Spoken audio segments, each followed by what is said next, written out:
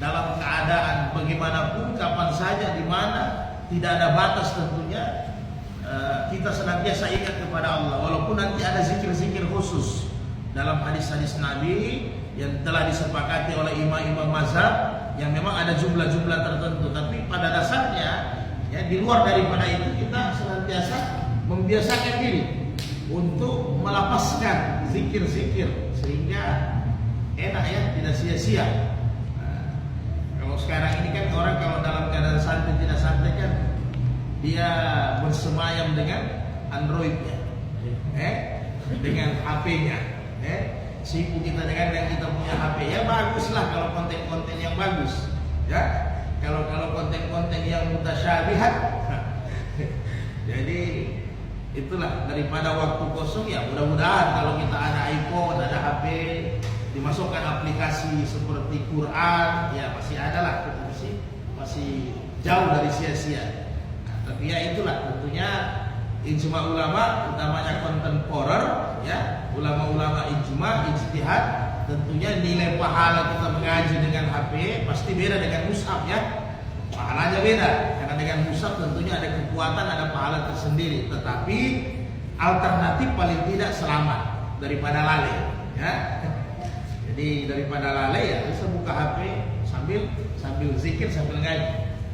Ya alternatif paling rendah ya dengar ini, dengar zikir, dengar apa muratal, tapi jangan tertidur.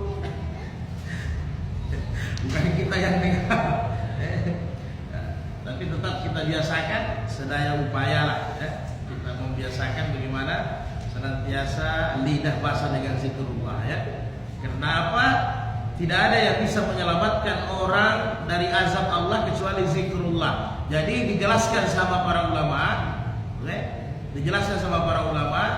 utamanya di mazhab Syafi'i, bahwa maksudnya ini zikir tentunya merangkum semua kebaikan-kebaikan yang sifatnya kita mengingat Allah, ya. Jadi dalam arti yang luas, apakah kita mengkaji ilmu agama, mengkaji ilmu fikih, apakah kita duduk dalam majelis-majelis zikir, duduk dalam mengapa kita sementara baca qiraah Quran, telaah dan sebagainya, dalam ruang yang luas tentunya, ya, zikirnya, ya. Semua masuk dalam majelis agama dan sebagainya.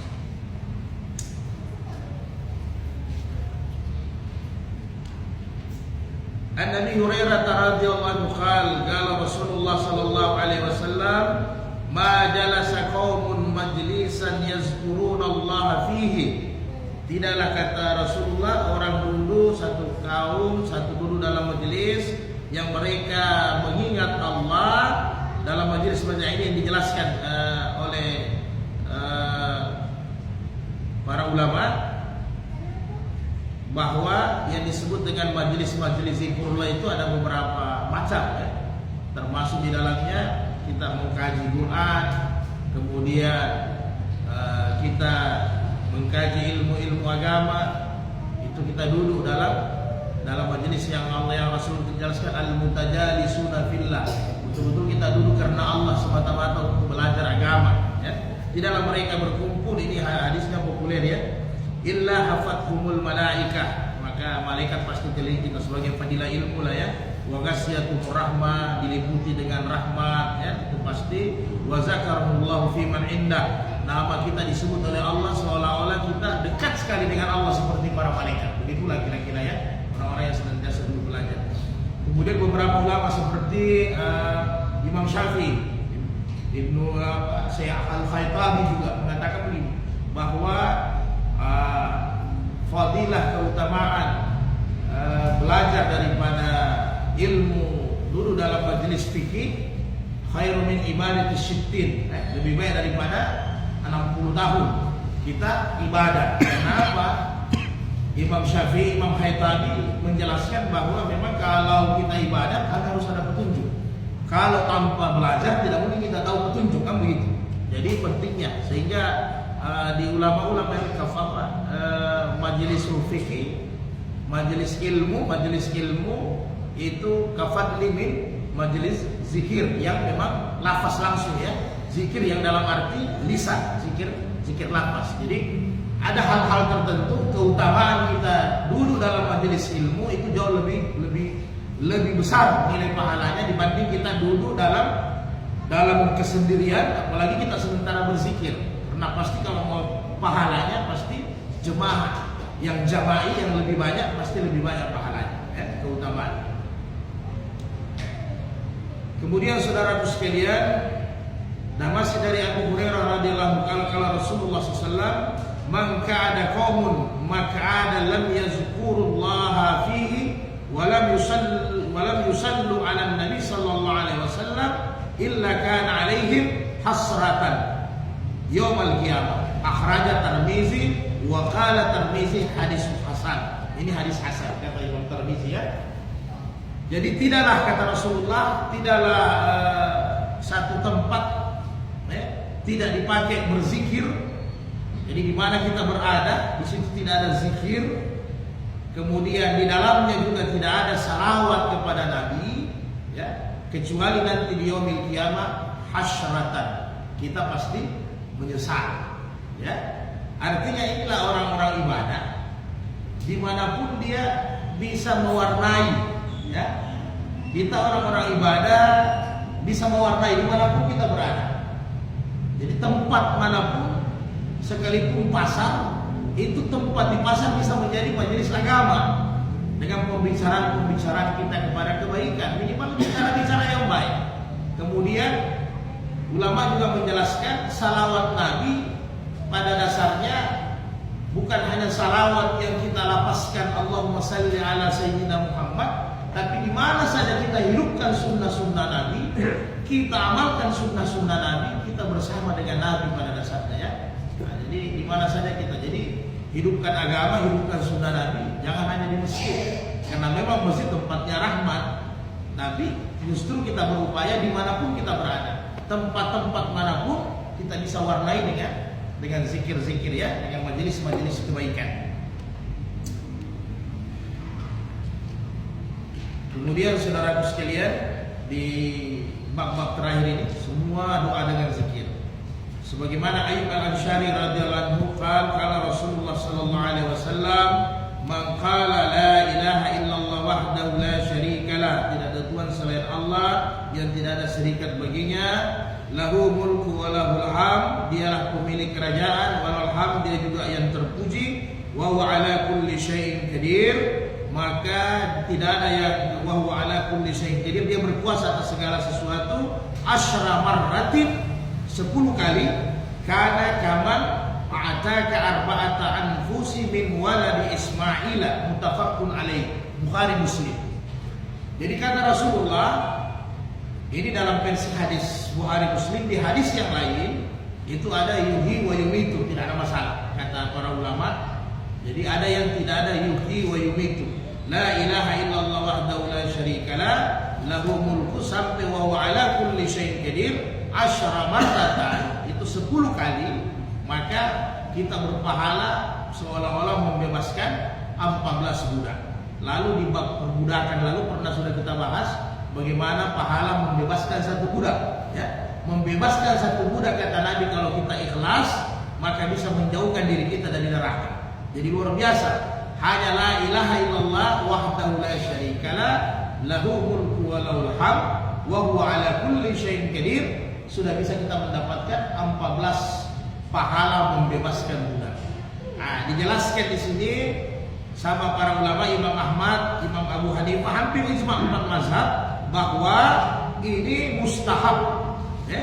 Sebagaimana dalam hadis-hadis sahih, mustahab dilafazkan pada waktu pagi dan petang, ya, mustahab. Jadi kalau Allah jelaskan uzkurullah zikran katsiran wasabbihu bukratan wa asila, hendaklah perbanyak zikir khususnya di pagi dan petang, karena tidak ada salat sunat, haram hukumnya. Jadi tidak ada salat sunat sesudah subuh hatta tatlu'us syams, sampai matahari terbenam. Begitu juga hatta taghrub syams, sampai matahari terbenam dan terbit, itu haram hukumnya untuk laksanakan salat sunat. Sehingga para ulama mazhab kita menganjurkan untuk berzikir pagi petang. Hanya ada perbedaan di antara mazhab. Kalau mazhab Imam Abu Hanifah, zikir pagi petangnya subuh dengan habis asar, ya kan? Kalau di mazhab Syafi'i, petangnya itu maghrib, ya, petangnya itu maghrib. Sesudah salat maghrib begini petangnya. Nah, jadi sehingga dalam hadis-hadis yang lain, Bukhari dalam hadis Sahih Muslim juga dijelaskan kalau kita baca sesudah salat maghrib. Biasanya Nabi membacanya sesudah salat maghrib, ya. Nah, Ibnu Umar menceritakan biasa juga saya dengar Nabi, ya kurang lebih 10 kali. Ya. Apa nanti mau dilapaskan dengan suara jihir atau tidak dengan suara jihir, ya silahkan. Yang penting kalau mau jihir jangan sampai mengganggu orang salat. Apalagi kalau salat maghrib ini kan banyak yang masbuk sebagainya, ini juga nanti jadi masalah kan. Jadi kalau kita artinya bukan tidak bisa, bukan tidak baik, tapi memang anjurannya, adabnya sudah begitu, aturan hukum bahwa apabila ada orang yang salat, maka orang yang mengaji harus merendahkan suaranya. Kemudian apabila ada orang yang mengaji, orang yang zikir harus merendahkan suaranya. Begitulah kira-kira. Nah, jadi membaca sendiri boleh, tidak ada masalah ya. Yang masalah ini habis salat kurang zikir langsung terbang, itu yang agak repot. Jadi dulu zikir dulu. Nah, termasuk ini boleh diamalkan sesudah salat, tapi paling bagus sesuai dengan yang dicontohkan oleh Nabi dengan sahabat sering sesudah salat maghrib maupun sesudah salat subuh, ya. Maghrib dengan subuh dengan 10 kali. Kemudian di hadis Tirmizi kan ada ketambahan, yang lalu sudah kita bahas ya. Ada ketambahan 7 kali Allahumma ajirni minan nar, Allahumma ajirni minan nar, ya Allah hindarkan aku dari api neraka, ya. Sab'ah marrah, yaitu sebanyak 7 kali. Bisa dipakai. Kemudian zikir yang lain, Nabi Hurairah radhiyallahu anhu kala Rasulullah sallallahu alaihi wasallam, man qala subhanallahi wa bihamdi, siapa yang ucapkan Maha suci Allah wa bihamdi, saya memujinya, gitu ya. Maha suci Allah, saya memujinya. Mi'ata marratin, sebanyak 100 kali, huttats anhu hatayahu wa in kanat misla zabadil bahr. Muttafaqun alaihi, Bukhari Muslim. Jadi siapa kata Nabi melapaskan subhanallah wa bihamdi, Maha suci engkau ya Allah, aku memujimu, sebanyak 100 kali, maka dosa-dosanya akan terhapus, ya. Walaupun ingkanat misla, walaupun itu dosa-dosa seperti zabadil bar, seperti buih di lautan. Luar biasa ya, 100 kali. Maka di mazhab Abu Hanifah dengan Imam Syafi'i mengatakan ini bisa dipakai pagi dan petang.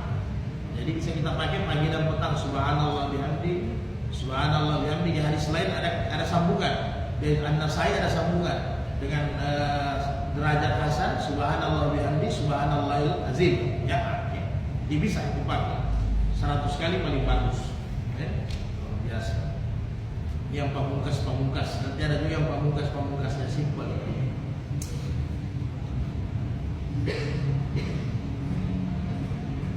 An Juwariyah binti Al-Kharis, Ummul Mukminin ya, radhiyallahu anha, ini salah satu istri Nabi.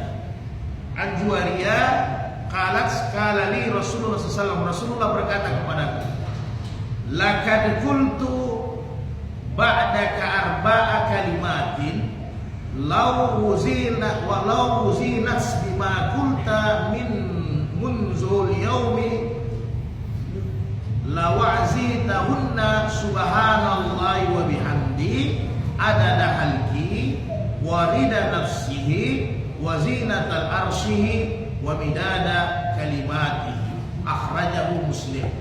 Jadi ini juga praktis ya. Jadi ceritanya begini, istri Nabi ini, Nabi keluar dari rumahnya istri beliau Juwariyah ke masjid sampai duha, karena kebiasaan Nabi. Apa kabar? Sehat. Keluar dari rumah, kebiasaan Nabi kalau balik ke rumah matahari setelah terbit, kan begitu. Apa nanti Nabi salat isra atau menerima tamu atau Nabi langsung duha. Jadi matahari sudah tinggi kurang lebih sudah 1 tombak, Nabi pulang ke rumah. Nabi dapat, ini panjang penjelasan ulama ya. Nabi dapati istri beliau Juwairiyah masih duduk berzikir lah, kira-kira begitu ya. Dari tadi keluar subuh Nabi sampai matahari satu tombak, Juwairiyah ini lagi sementara duduk. Jadi Nabi tidak menghalangi orang berzikir sebenarnya ya. Sehingga ulama menjelaskan bisa jadi, karena kita kan biasa suami laki-laki fitrah ya, maunya nggak panas, mungkin ada sarapan sedikit. Ini perempuan jangan sampai lalai, karena ini kewajiban juga ya. Jadi ketika itu matahari satu tombak, jadi Nabi bilang, wahai Juwairiyah, lakad qultu, apa yang saya ucapkan, arba'a kalimat, dengan 4 kalimat yang saya ucapkan, itu kalau ditimbang, Nabi bilang, ditimbang dengan kau ucapkan zikirmu dari subuh sampai sekarang, ya, dengan beribu-ribu, mungkin sudah ribuan ya. Saya hanya dengan 4 kalimat, 1 kali kata Nabi, kalau andai kata ditimbang, maka pahala itu setara. Ya, ini kan kita tidak tahu rahasia rumah tangga Nabi. Tapi yang jelas dengan adanya begini kita dapat keutamaan yang berlipat ganda. Karena jangan juga nanti istri-istri perempuan, ya, dia fokus dengan ibadahnya, nanti fardu ainnya, ya, kewajiban utamanya tertinggal ya, urus suaminya dan sebagainya. Makanya kalau tidak mau capek ya seperti Rabi al-Adawiyah ya, bebas, aman ya, jadi tidak urus laki-laki. Memang urus laki-laki ini repot, ribet ya. Jadi Nabi katakan, apa itu kalimat yang saya ucapkan? Nabi bilang, saya ucapkan subhanallah bihamdi, maha suci engkau ya Allah, saya memujimu, kan begitu. Ada dahalkihi, jadi sebanyak ciptaannya. Jadi puji-pujian ini artinya sebanyak ciptaannya Allah. Berapa triliun bisa kita hitung? Ciptaannya Allah berarti bukan hanya kita, nabat, hewan, semua ya, pohon-pohon apa semua, sebanyak ciptaannya. Kemudian warida nafsihi, ini warida nafsihi, sejauh ridahnya, kecintaannya kepada hambanya, berapa hamba yang dia cintai, luar biasa. Kemudian wazinatal arsihi, seberat arsnya.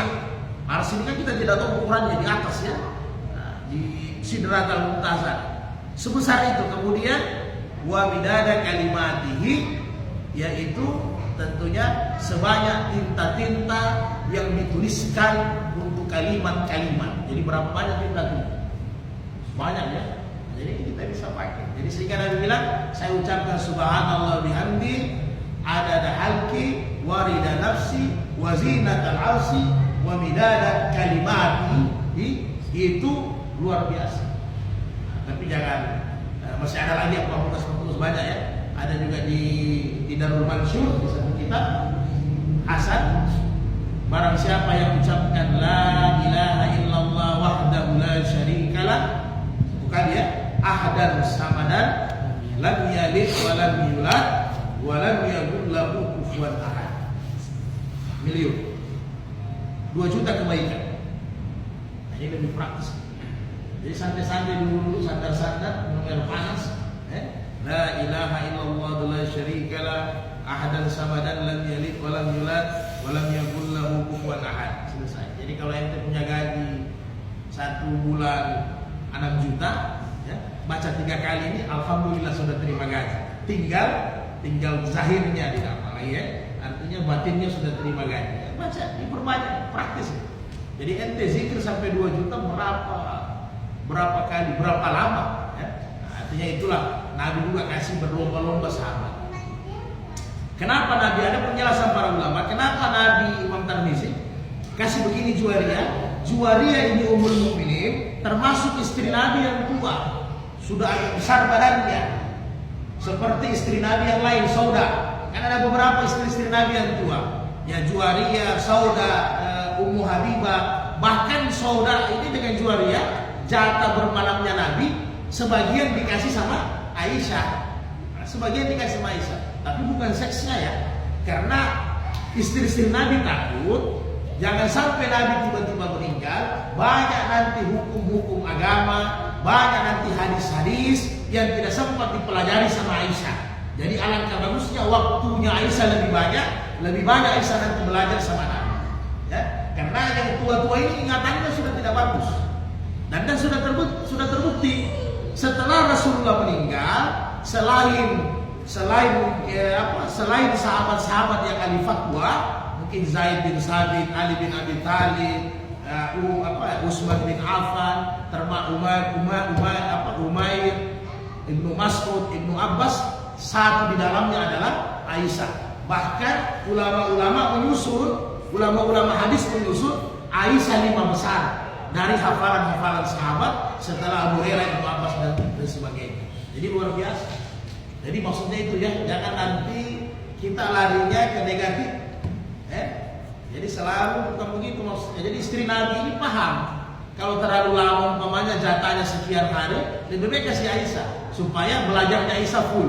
Nah, ini juga ditulis satu ulama di satu kitab bahwa inilah maksud daripada Allah tidak kasih omongan sama Aisyah, tidak kasih anak sama Aisyah ya.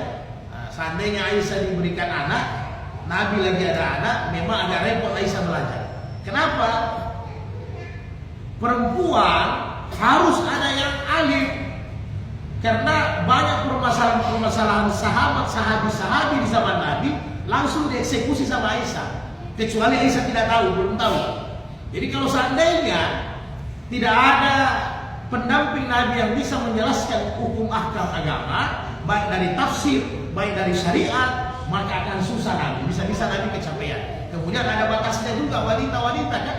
Jadi alhamdulillah ada Ummul Mukminin Aisyah, sehingga Aisyah bisa jadi perantara dari Nabi untuk menyampaikan hukum-hukum syariat kepada para perempuan di zaman Rasulullah. Andai kata ada anak sempat hamil Aisyah, pasti mengidam, pasti 9 bulan, pasti menyusui, agak repot kan.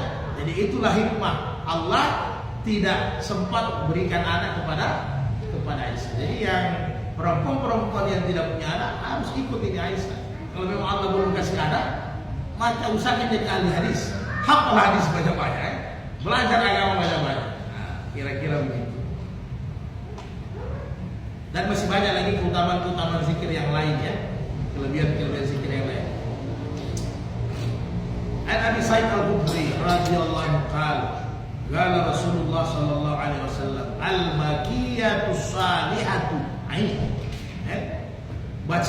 bacaan yang kekal, al-baqiyatus salihah, ini selalu kita ucapkan, bacaan yang kekal kata Nabi, la ilaha illallah wa subhanallah wallahu akbar walhamdulillah wala haula wala quwwata illa billah. Ini sering-sering kita lapaskan, ditambah sama, jadi ini bebas ya dari kalimat mana saja. Jadi la ilaha illallah wa subhanallah wallahu akbar walhamdulillah wala haula wala quwwata illa billah. Ini Nabi sebut dengan al-baqiyatus salihah, kalimat-kalimat yang kekal. Maksudnya kenapa kekal? Satu kali kita lapaskan pahalanya sampai di akhirat. Ya. Jadi usahakan. Ini kecil, kelihatannya mudah lisan. An Samurah radhiyallahu anhu qala Rasulullah sallallahu. Dari Samurah Rasulullah bersabda, ahabbu kalami ilallahi arba'un. Ada 4 kalimat yang sangat Allah cintai. Ada 4 kalimat yang sangat Allah cintai. La yadurruka bi ayhinna bada'ta. Dari apa saja yang kau sebutkan tidak ada masalah. Jadi putar-putar kan biasanya kita bilang subhanallah, alhamdulillah, wala ilaha illallah, Allah akbar. Jadi Rasul bilang mau dari alhamdulillah duluan boleh, subhanallah tidak ada masalah ya. Jadi kata Nabi, la yadurruka bi ayhinna bada'ta. Subhanallah walhamdulillah wala ilaha illallah wallahu akbar. Akhrajahu Muslim. Riwayat hadis Muslim. Jadi kalau santai-santai saudara sekalian, ini luar biasa. Di kendaraan mungkin kita tidak driver, tidak bawa mobil, di pesawat kita tidak pilot, ya. Inilah lapas-lapas saja daripada diisi waktu kosong yang tidak ada gunanya. Subhanallah, alhamdulillah, la ilaha illallah, Allahu akbar ya. Bahkan beberapa ulama-ulama menjelaskan ini ya, ini dalil kenyataan. Ulama-ulama menjelaskan istri-istri mereka biasanya kalau masak sayur, ya, potong-potong sayur, menanak nasi dengan zikir-zikir ini, ya, dengan zikir-zikir ini. Nah, jadi kita biasakan daripada potong-potong sayur bagosip, cerita sana cerita sini tidak ada manfaatnya, Ya sambilan subhanallah, alhamdulillah, la ilaha illallah, Allahu akbar. Kira jadi dari kalimat mana saja. Ini yang sangat dicintai Allah. An Abi Musa al-Ash'ari radhiyallahu anhu qala li Rasulullah sallallahu alaihi wasallam berkata kepada saya, ya Abdullah ibnu Qais, wa Abdullah ibnu Qais, maksudnya Abi Ayyub, ala adulluka ala kanzi min kunuzil jannati. Wahai Abu Qais, maukah aku ajarkan engkau, berikan engkau beberapa simpanan daripada simpanan surga, ya? Jadi bisnisnya Nabi begitu. Hal adullukum ala tijarah, perdagangan akhirat. Bisnis dari simpanan daripada simpanan surga. La haula wala quwwata illa billah. Kalau di hadis yang lain di Tauhid nomor 2 ya. Jadi Nabi itu kalau jalan wa takbiri ala kulli syar. Bertakbir Nabi kalau perjalanan mendaki, ya. Kemudian kalau perjalanan menurun Nabi bertasbih. Kemudian kalau perjalanan yang agak belok kayak kebun kopi, biasanya Nabi banyak ucapkan ini, la haula wala quwwata illa billah. Ini bisa sambilan. Jadi kita punya perjalanan juga tidak sia-sia ya. Jadi kalau ada mendaki, takbir, menurun subhanallah. Ada belok-belok sedikit, la haula wala quwwata illa billah. Ya kalau sudah rata, alhamdulillah. Jadi tidak sia-sia ya. Bukan hanya doa kendaraannya saja, tapi zikir-zikirnya kita biasakan. Ini kalau sudah biasa kita lafaz ini zikir-zikir semua, jadi kebiasaan, bukan jadi hal yang memberatkan. Karena kalau sudah kebiasaan kita sama lah. Kalau kita makan, minum, baca bismillah itu otomatis. Jadi secara tidak langsung, makanya Nabi bilang banyak juga nanti di hari kemudian orang kaget, ya. Kan orang dikaji kemudian kata Nabi ada yang menyesal, ada yang kaget, kemudian yang menyesal apa? Beda, sudah masuk surga Nabi bilang masih menyesal. Kenapa masih menyesal? Masa saya dengan Ustaz Hamkanya dia surganya di atas daripada saya. Padahal nanti hanya urusan beda tasbih sekali. Nah, begitu juga di hari kemudian ada juga yang begitu, ada juga yang bukan hanya menyesal, tapi ada juga nanti yang seperti itu semua model-model dari surga, sehingga hanya gara-gara zikir ada yang kaget. Ini saya tidak pernah amalkan ini. Ternyata kebiasaan dia dengan lafaz-lafaz lisan dia zikir selama ini ternyata itu jadi perbendaharaan untuk akhirat. Jadi saldo dia untuk akhirat. Jadi kita tidak tahu itu. Kita biasa pakai sandal, bismillah, pulang ke rumah, alhamdulillah, masuk WC berlindung, keluar WC, alhamdulillah. Ini yang begini-begini jadi aset kita nanti daerah kaget. Ternyata pahalanya besar, ya, besar. Bahkan Imam Tirmidzi menjelaskan begini di bab berpakaiannya Nabi, ya. Imam Tirmidzi jelaskan bahwa ketika kita nanti berpakaian, dia diajarkan Nabi pakai berpakaian tangan kanan dulu. Kalau pakai baju ya, kanan dulu baru kiri, ya kan begitu. Kanan dulu baru kiri. Maka kita kata Imam Tirmidzi, ini kita seolah-olah tidak kita lihat, tidak nampak, tapi nanti di hari kemudian ternyata buka sandal, pakai baju, buka baju, itu berpahala besar yang kemudian. Nah, berpahala besar. Dan ulama yang lain mengatakan begini.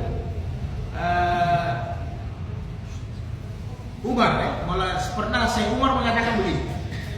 Kalau semua aturan-aturan Nabi kita hidupkan dalam kehidupan kita sehari-hari, itu secara tidak langsung kita sudah mengundang Rasulullah bersama kita setiap saat, ya. Kita sudah mengundang Nabi bersama kita setiap saat. Kenapa? Karena sunnah-sunnah Nabi sudah kita hidupkan dalam kehidupan kita sehari-hari. Jadi kita libatkan Nabi dalam kehidupan kita setiap saat, ya. Maka pernah seorang ulama menghadiri satu pesta perkawinan, ya. Menghadiri satu pesta perkawinan ini yang bermacam Hanafi. Kemudian ketika itu di perkawinan itu dia melihat begitu banyak hal-hal yang memang maksudnya ya hari inilah bagaimana model pesta ya kira-kira kalau kita sekarang. Kalau dulu Dia lihat bercampur laki-laki perempuan bersalaman bebas, kemudian banyak musik-musik yang melalaikan, ada biduan-biduan yang membuka aurat dan sebagainya. Maka apa kata ulama ini? Kalian rugi karena ternyata kalian tidak mengundang Allah dan Rasul di acara ini. Jadi tanya saya, bagaimana tidak mungkin kita menghadirkan Nabi di acara pesta ini? Menghadirkan Allah tidak mungkin, Nabi sudah meninggal. Nah, jadi maksud dia adalah kalian tidak pakai sistem munakahat, sistem perkawinan bagaimana Nabi buat, bagaimana sunnah-sunnah dalam perkawinan, dalam akad nikah, dalam walimah. Kalian tidak pakai cara-cara Nabi, seolah-olah kalian tidak mengundang Rasulullah SAW bersama kalian. Nauzubillah min dzalik ya. Mudah-mudahan kita semangat untuk tidak bosan-bosannya yang sekecil-kecilnya kita belajar untuk hidupkan sunnah-sunnah Nabi.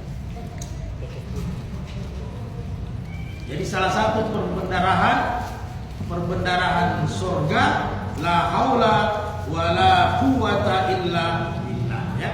Tidak ada daya dan kekuatan kecuali kepada Allah. Maka di hadis yang sahih yang lain, apabila idza haraja baiti, apabila kamu mau keluar dari rumahmu, falyaqul, ucaplah ini kalimat bismillah tawakkaltu 'ala Allah la haula wala quwata illa billah. Dengan jaminannya kata Nabi, maka Allah akan jaga, Allah akan cukupkan.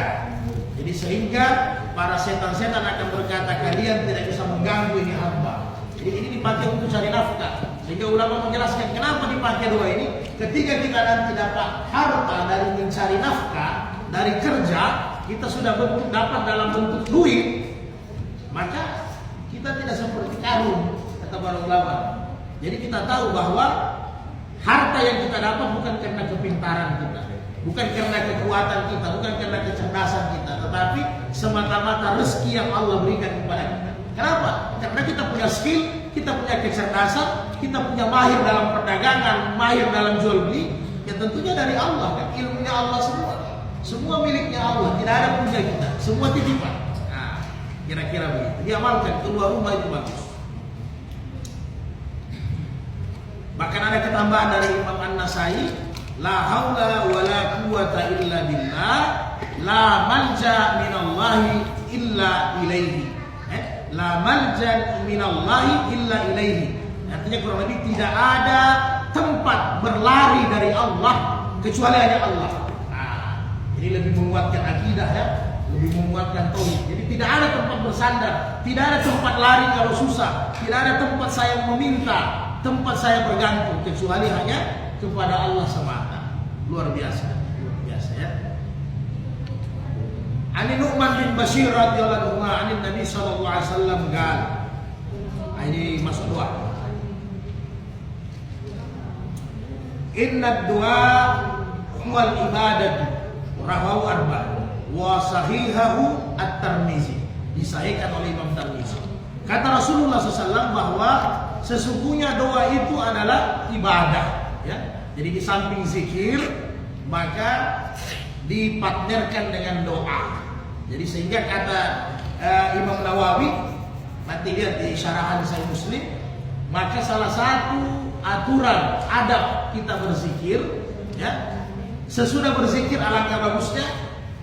Dan biasa kita punya amalan sendiri, terserah mau pakai apa, zikir ayamnya, zikir hariannya, silahkan. Ada orang modelnya apa, kirzi mungkin, hizib. Ada juga zikir-zikir tertentu yang memang sudah ada dalam hadis, dalam Quran, mungkin dari yang sudah dipakai lama, mungkin dari pesantren-pesantrennya, silakan. Nah, itu yang kita pakai jadi amalan harian. Karena ulama-ulama juga begitu, zikir-zikirnya seperti yang mutakhirin, Hasan Al-Banna, Al-Maududi itu punya zikir-zikir tersendiri, tapi hampir-hampir sama. Hanya susunannya biasa yang beda ya. Nah, begitu juga Imam Nawawi, Imam Syafi'i, dia punya hizib-hizib sendiri setiap hari, pagi dan petang. Bebas kita mau lapaskan apa. Maka alangkah bagusnya kata Imam Nawawi, sesudah itu kita angkat tangan doa. Lebih bagus. Jadi sampaikan permasalahan. Kalau galau-galau ya, kalau lagi pusing-pusing tidak ada doa. Karena pada dasarnya doa itu adalah ibadah kata Nabi. Jadi doa itu adalah ibadah. Jadi jangan juga dalam satu hari kita tidak doa ya. Tapi kalau sudah amalkan sunnah Nabi jelas banyak berdoa. makan, minum, masuk WC, keluar WC, pakai baju, buka baju, keluar rumah, masuk rumah, itu sudah otomatis sudah senantiasa doa ya. Karena doa itu adalah ibadah. Kemudian dalam hadis yang lain, hadis Anas marfu'an, ini juga sampai kepada Nabi, hadis sahih, ad-du'a'u muhul ibadah. Doa itu adalah apa? Muhul, otak ya. Boleh juga inti ya. Selain otak, inti, sumsum, inti. Jadi doa itu adalah inti daripada ibadah. Jadi memang kayak kurang sempurna kita. Habis salat tidak berdoa, langsung lari. Kurang bagus ya. Nah, jadi alangkah bagusnya tetap berdoa. Ya minimal memulai bismillah, mengakhiri alhamdulillah. Tetap ditutup dengan doa. Karena doa itu sendiri adalah inti daripada ibadah. Walau hadis Abu Hurairah, demikian juga hadis dari Abu Hurairah radhiyallahu anhu, laisa syai'un aqrama 'ala Allahi minad du'ai. Nah, ini tidak ada yang lebih mulia, kata Nabi, tidak ada yang lebih mulia bagi Allah kecuali adalah doa. Jadi doa harus hal yang penting ya. Ini ada juga hadis apa? Doa silajul mukminin. Doa itu pistol, senjata ya orang mukmin. Apalagi Nabi ada buat tempat khusus. Walaupun al-afina 'anil nas itu lebih bagus, memaafkan itu lebih bagus, tapi di situ Nabi buat karena manusia tidak sama. Doa orang mazlum ya, orang yang terzalimi dikasih untuk doa. Silahkan. Inilah kasus yang pernah terjadi di zaman Ali ya. Ketika itu Ali menuduh orang Yahudi itu anak punya baju besi. Yang lalu sudah kita bahas juga barangkali tahun lalu ya. Itu saya punya baju besi. Sehingga dibawa di pengadilan di Qadi. Ya, pengadilan waktu itu. Ini masalahnya hakim bukan tidak pusing ini Pak. Yang hadir ini Amirul Mukminin Ali bin Abi Thalib ya, mengaku bahwa itu bajunya.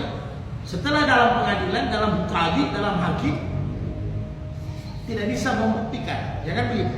Ali tidak bisa membuktikan 3 orang saksi. 2 saksi ditolak sama Qadi waktu itu. 2 saksi yang dihadirkan Ali adalah anaknya 1, ya. Kemudian pembantunya di rumah. Jadi semua ditolak karena kata hakim, kalau anakmu pasti bela kau kalau jadi saksi. Kalau kau punya orang rumah pasti bela kau. Jadi 2 ditolak, Ali tidak bisa hadirkan 3 saksi, dikalah Ali. Ya, dikalah Ali. Kenapa? Kali sampaikan silahkan kalau anda mau berkeras. Kenapa? Ali bilang saya takut. Kalau saya juga salah, doanya orang mazlum kata Nabi, walaupun dia Yahudi sekalipun, itu makbul. Kalau dia memang terzalimi. Nah, walaupun nanti ujung-ujungnya panjang cerita, beberapa saat Yahudi datang kepada Ali bersyahadat. Memang ente punya baju, ya. Tapi itulah pengadilan ya, di zaman sahabat, hakim di zaman sahabat, tidak bisa dijual beli ya. Nah, jadi tidak ada cerita. Luar biasa ya.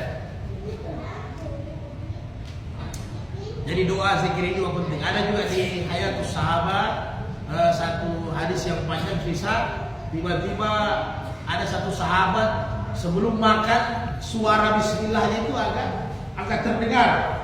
Bismillah. Sehingga orang Yahudi itu sampaikan, ini kata-kata nenek-nenek moyang kami ini bismillah kan. Yahudi kan ahli kitab. Ini kata-kata kami, ya kami diperintahkan sama Nabi kami memulai pekerjaan dengan baca bismillah. Hanya gara-gara bismillah, pada saat itu duduk di majelis itu orang Yahudi langsung bersahadat di hadapan para sahabat. Luar biasanya kata-kata doa. Jadi asbab-asbab hidayah ini macam-macam model, ya. Karena memang hidayah ini alaina lalu di tangannya Allah, bukan di tangannya manusia, ya. Seandainya hidayah ini di tangannya Nabi, kata Bilal apa? Kalau hidayah di tangan saya, bisa-bisa saya tidak kebagian hidayah, kata Bilal bin Rabah. Karena saya budak, saya hitam, saya jelek, rambut saya kismis, keriting. Kalau hidayah di tangannya Nabi, saya tidak dapat hidayah, tidak kebagian. Pasti paman-paman Nabi yang Nabi bagi-bagi itu hidayah, ya. Abu Lahab, Abu Jahal, Abu semua. Nah, tapi karena hidayah di tangan Allah, alhamdulillah kata Bilal, saya kebagian hidayah. Nah, jadi kita mensiarkan agama, jangan putus asa, jangan bosan-bosan. Karena ada saja hidayah.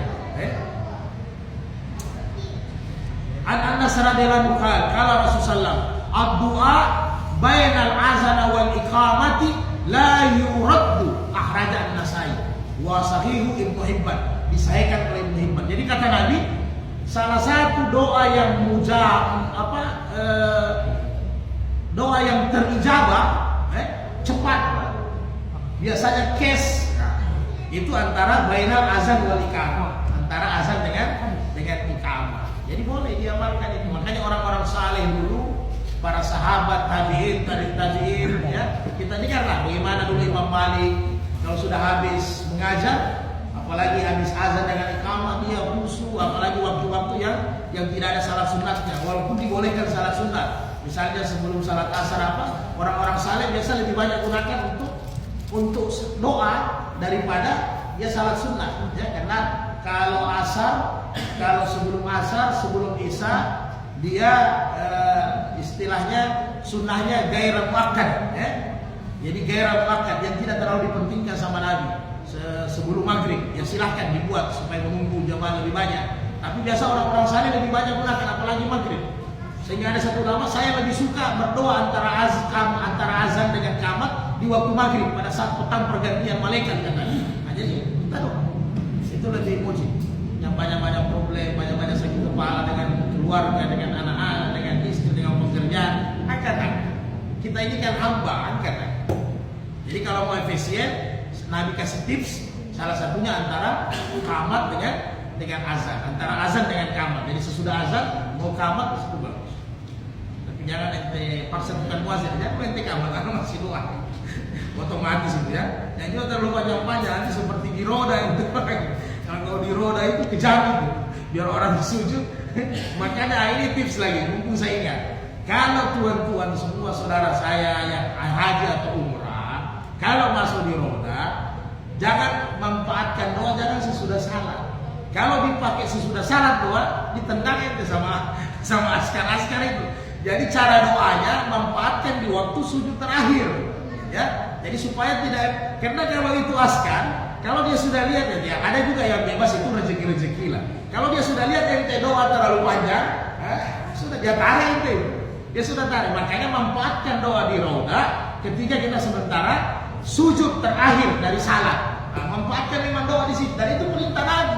Selain qamat dengan azan, antara salah satu Nabi anjurkan doa yang ijabah itu di sujud terakhir. Utamanya salat mufarridan sendiri ya. Kalau salat berjamaah diukur-ukur lah. Jangan nanti orang sudah ketiduran cuma. Karena anak sendiri pernah ada yang amalkan lama di samping anak rukun. Sampai tanya masih rukun. Apalagi subuh ya. Jadi ukur-ukur. Kalau semua yang sendiri silahkan ya. Tapi kalau salat berjamaah diukur-ukur lah. Paling tidak Rabbi ghafirli wali walidina warahmuka kama rabbayani shaghira, cukup. Allah maghfirli dzambi kullahu wa dikkahu wa ajillahu wa awwalahu wa akhirahu wa sirrahu wa alaniyah. Itu doa-doa yang diajarkan sama Nabi, bisa dipakai. Nah, jadi kalau di mazhab Syafi'i ada pertanyaan, bagaimana seandainya Anda tidak tahu doa, kemudian hanya mau minta pertanyaan mau minta dengan bahasa Indonesia. Jadi ijma ulama mazhab, Imam Ahmad utamanya, Imam Abu Hanifah, Imam Malik, kalau di sujud terakhir tidak usah dilapas bahasa Indonesia, tapi dalam hati, karena Allah Maha tahu kan. Karena mau minta mobil, mau minta hari, mau minta kambing, mau minta apa saja, dalam hati, minta sehat, minta sembuh.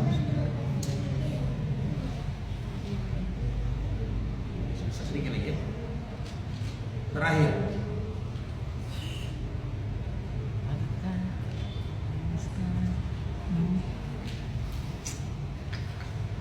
An Umar radhiyallahu taala kana Rasulullah sallallahu alaihi wasallam. Ini ada perbedaan fikihnya ya.